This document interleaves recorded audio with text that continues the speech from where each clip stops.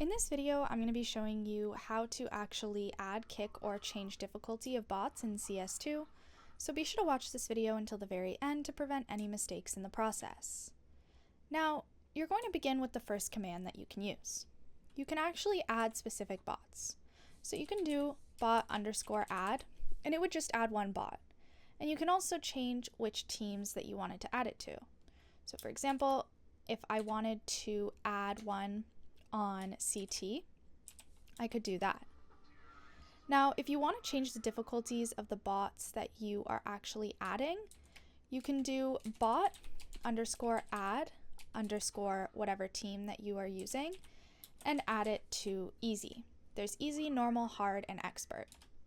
So just like that, one was added to CT and it is an easy bot. Now, if you want to kick all of the bots, you can also do bot_kick, which will kick all of the bots that are in game. Now, as you can see, if I were to open that, they are now gone.